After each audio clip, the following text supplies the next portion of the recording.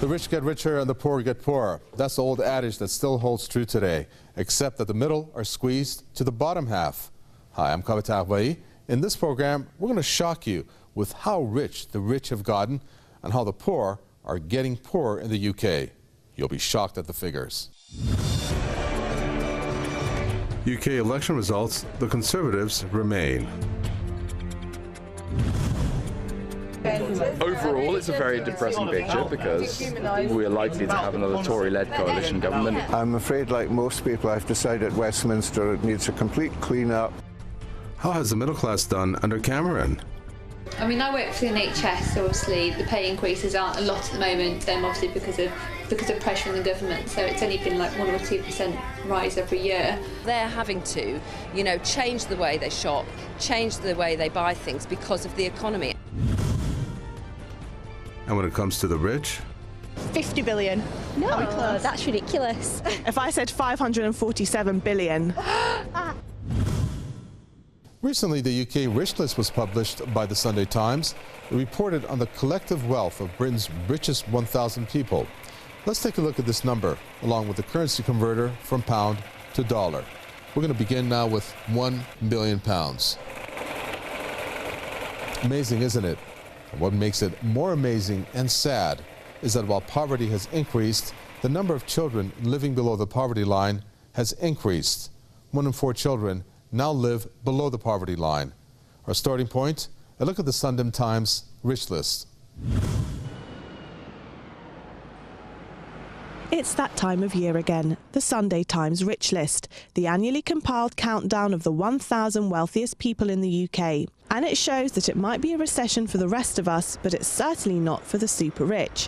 While most of us have counted our pennies, they've more than doubled their fortune since recession hit. You can't just be any ordinary millionaire to make it on the list. Back in 1997, you only needed £15 million. Today, you'll need a cool 100 mil to even have a shot. We're talking the super rich here. These are the guys the rich guys want to be. So how much do you think they're worth? It's billions and billions. A billion? Yeah. No, billion. I think it's more than a billion. I think it's probably about 20 billion maybe. 100 million. I have absolutely no idea, but it's far too much, I'm guessing. 50 billion. No, that's ridiculous. If I said 547 billion. Oh my God. Does that shock you? Yeah, that's ridiculous. There are 117 billionaires in Britain, up from 104 last year. 80 of them are based here in the capital. London is now home to more billionaires than any other city in the world. Last year, official national statistics showed that Britain's richest 1% have accumulated as much wealth as the poorest 55% of the population put together.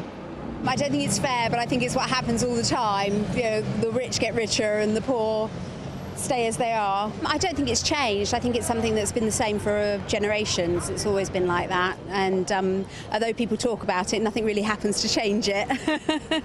But spare a thought for the losers on the list. Not everyone's wealth increased. Still, magnate Lakshmi Mittal's fortune fell by over £1 billion this year. So did Chelsea Football Club chairman Roman Abramovich. Perhaps the rest of us ordinary folk can give them a few tips about saving the pennies for next year. Here are some of the other billionaires on the rich list and their wealth.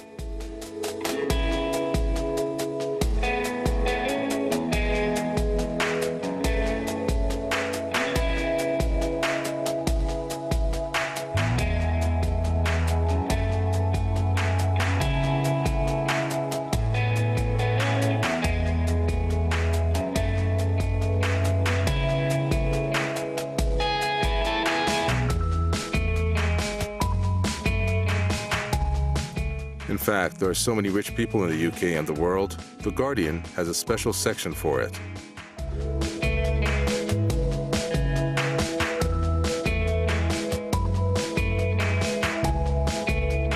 The number of rich has been increasing over more than just the financial crisis, and the wage level and standard of living of the poor has been going down across the developed world for probably something approaching 30 years. It's accelerated during the current crisis. There are a number of reasons. You need to understand why the rich people become rich, because they have access to money. Access to money, and lots of it, which has led to severe inequality, not just in the UK, but around the world. According to a report by anti-poverty charity Oxfam, by 2016, 1% of the richest individuals will own more wealth than the rest of the remaining 99% combined. So across the world, there's still people who don't have access to basic healthcare, access to basic education. There's people who don't have access to clean water. These are all things where people look to their governments to provide them.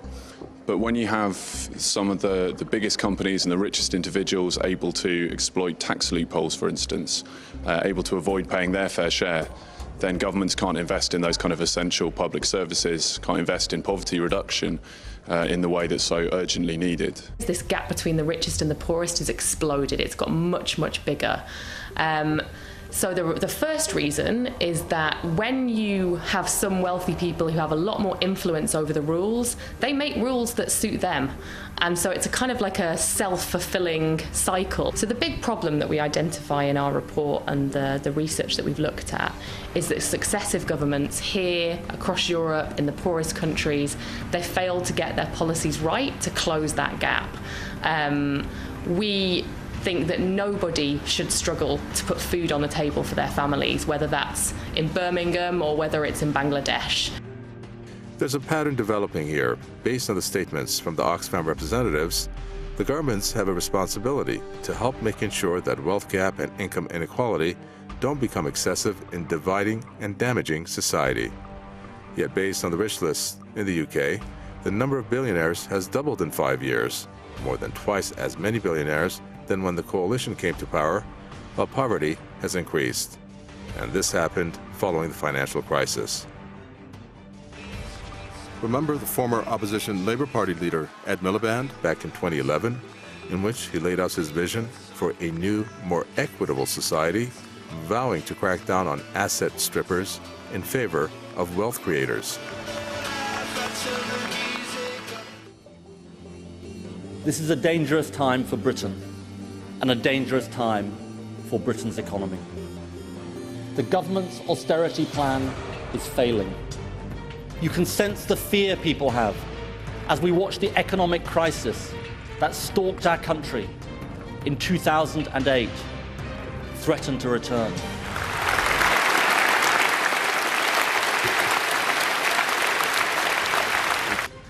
Are you on the side of the wealth creators or the asset strippers?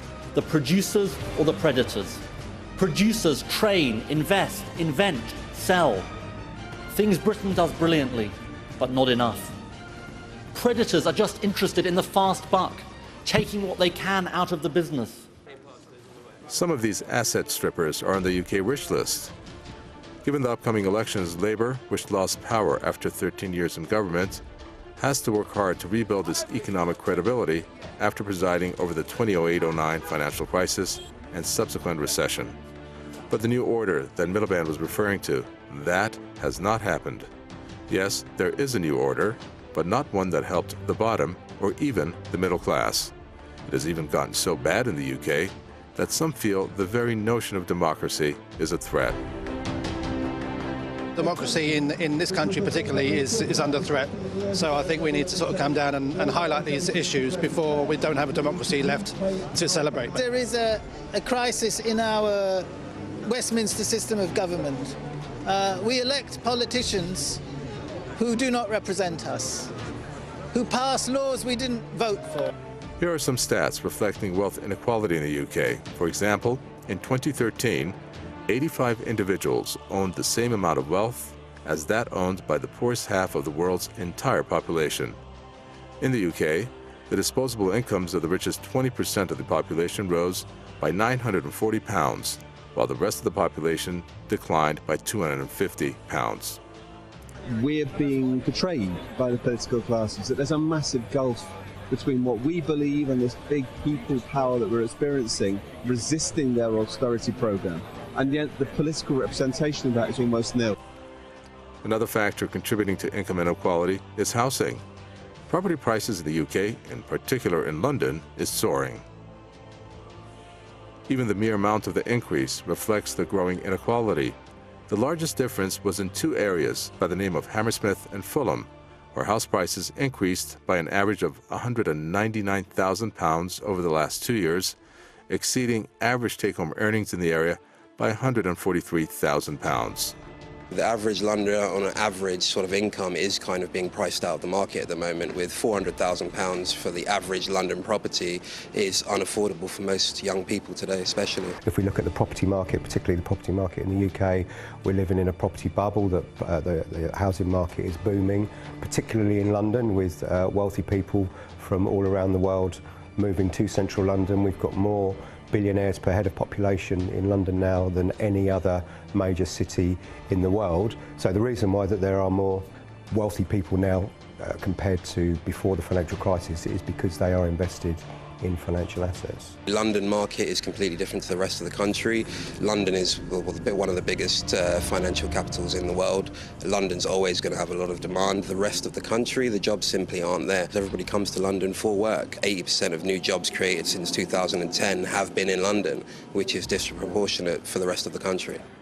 80% of all jobs created since 2010 have been created in London, an amazing stat.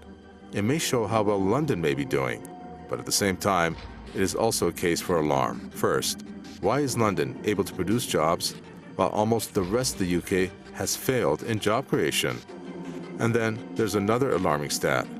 The study by the Centre for Cities think tank also warned that for every public sector job created in London, 2 have been lost in other cities. The question remains as to which industry has contributed the most to job creation.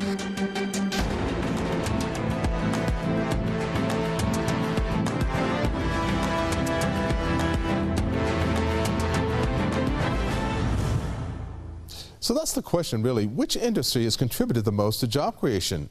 Overall, the services industry in the UK accounts for about 70% of the entire industry. Now, that has remained true after the financial crisis. Britain has struggled in its manufacturing sector, but after the bailouts and cash injections, the percentage of the distribution has changed. Although tourism and the services industry as a whole do make large contributions in terms of job creation, the answer lies in the financial industry. And here's the proof. UK government revealed that employment in the financial and related professional services industry was at its highest level since the outset of the financial crisis in 2008. The group said that 2.1 million people who were working in the industry across the nation were also around 80% more productive than other sectors in the UK. The financial crisis in 2008 clearly hit the financial markets, and they were bailed out by us, the public, by public money, by government, and that then had knock-on effects into the real economy. Taxpayers' money, to be exact, used to bail out the banks and financial institutions, is the money that was re-injected back into the real economy. But the definition of a real economy, well, that's a different story. Here's a definition of the real economy as explained by the Financial Times: the part of the economy that is concerned with actually producing goods and services, as opposed to the part of the economy that is concerned with buying and selling on the financial markets. The reason why the number of rich have doubled is that all of those measures that have been used to support the financial institutions have put money back into the financial markets. The production of goods and services versus the buying and selling in the financial markets. If there was a comparative analysis done on how much financial markets have increased in wealth compared to the production of goods and services since the financial crisis, the financial markets would beat the production of goods and services hands down. So that money hasn't gone into the real economy, it's gone into the financial markets, and most rich people have investments in the financial markets, i.e. in investment assets. And those investment assets have risen since 2008 and are back at all-time highs.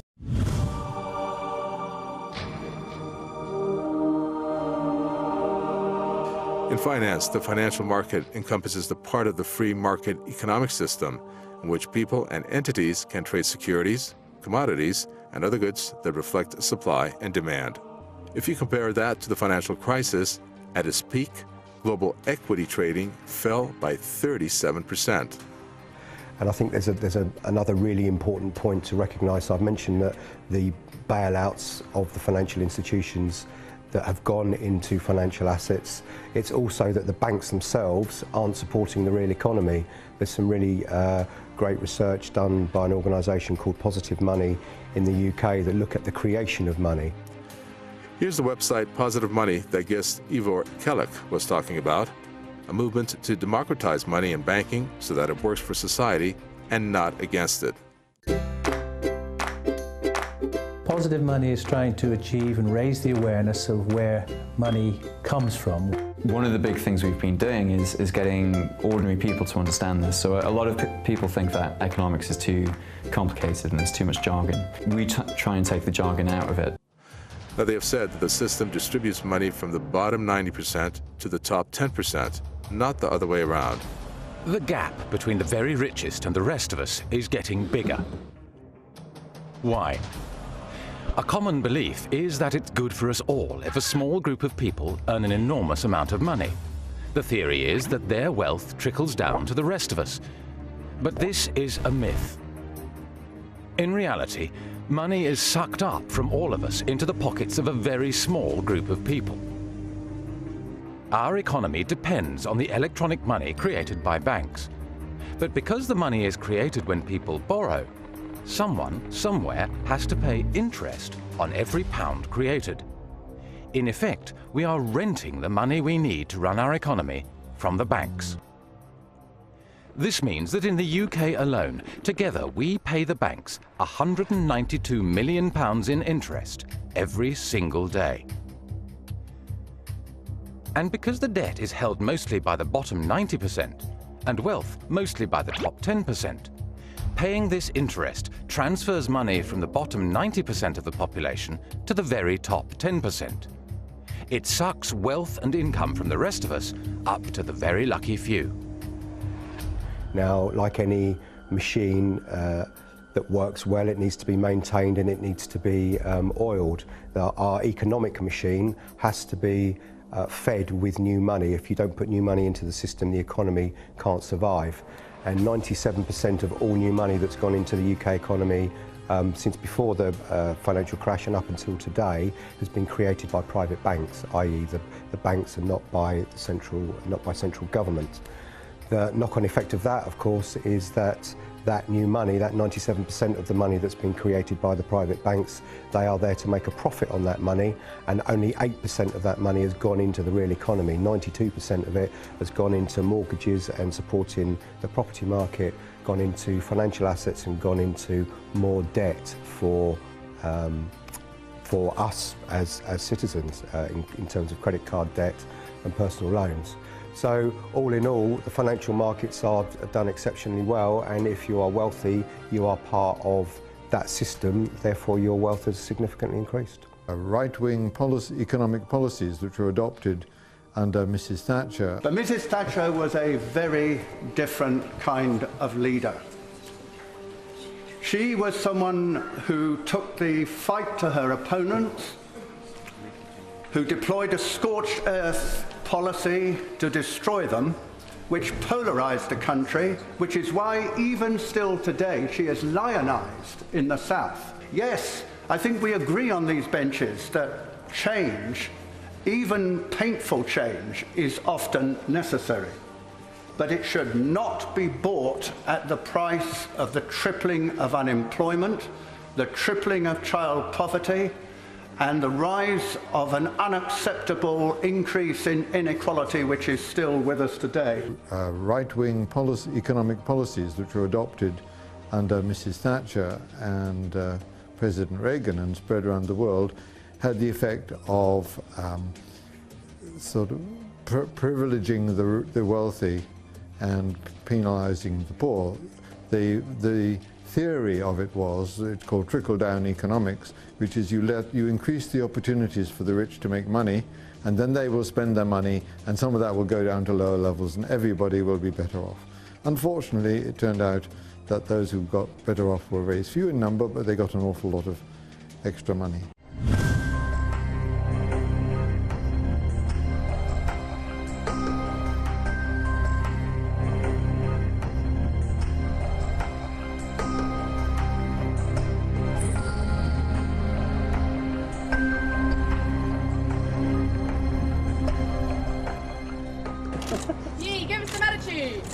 on over there? We don't know. We're not looking at inequality. Obama, we need Obama doing the same. Obama. Guys. Get to the spring round this way with your hands. Now move to the The gap is widening between the richest and the poorest people in the world, and we want the G20 leaders to understand that what we want is inclusive growth, that the benefits of growth must benefit everyone, not just the richest people. What we see are that many countries in the world are not getting the benefits of the profits that are gleaned, for example, by multinational companies. The G20 are in a position to make decisions around global tax reforms. There's already been a recognition that we have to deal with the issue of tax havens. Now, this is just one of the many things that can be done to actually ensure that we continue to lift people out of poverty. Great work, guys. So our depiction of the lifesavers here today is a gentle, respectful message. Please don't take your eye off the game and make sure that you use the opportunity of this meeting to actually stem the tide of inequality. Couldn't do this program without mentioning the elections in the UK, obviously to impact the social class and then as an effect inequality in particular. Now the Conservatives' win surprised many in the UK since most polls indicated that it would be a close call. Labour and Lib Dem did so poorly that Labour leader Ed Miliband and Lib Dem leader Nick Clegg actually resigned. But some media were ruthless in their description of the win, and not many were happy with the continuation of Prime Minister David Cameron, which could mean more of the same.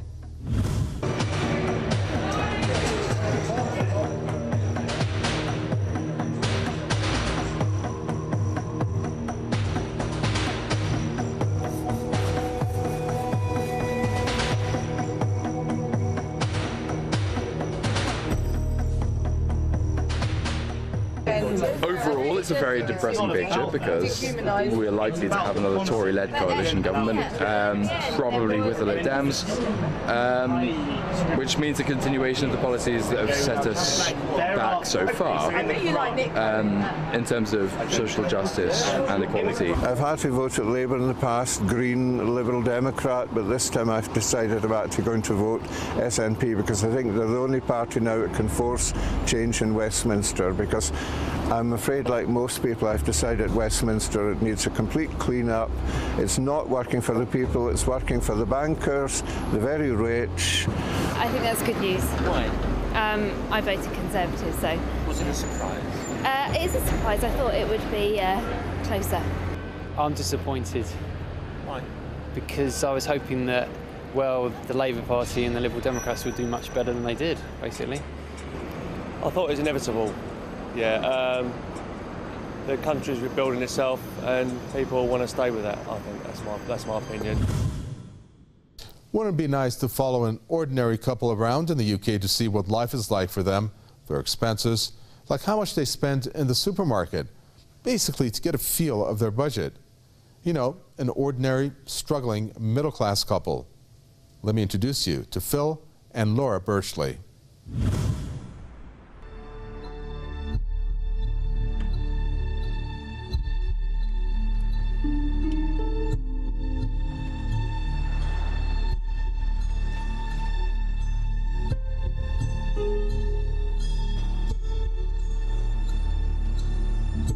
I mean, I work for the NHS, so obviously the pay increases aren't a lot at the moment, obviously because of pressure from the government, so it's only been like 1 or 2% rise every year.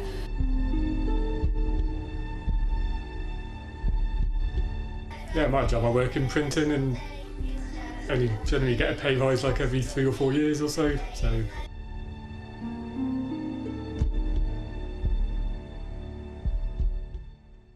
yeah, it is. Every year you seem to like things cost more and more and your wages stay the same.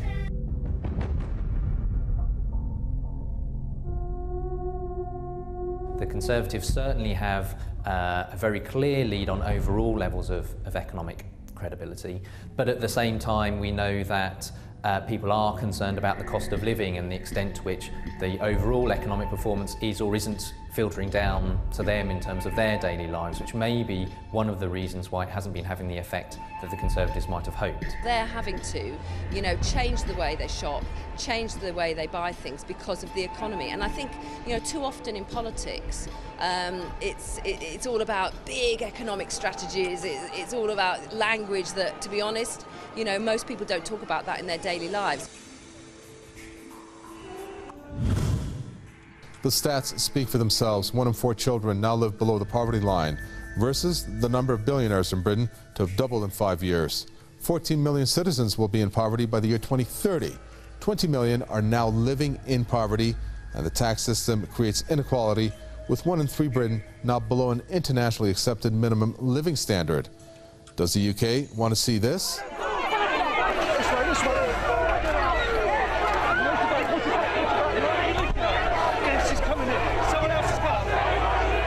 We'll have to leave it there. That's it for this program. Please keep in touch, whether good comments or bad ones. We really appreciate them. I'm Ivor Kellock, and I'll see you next week.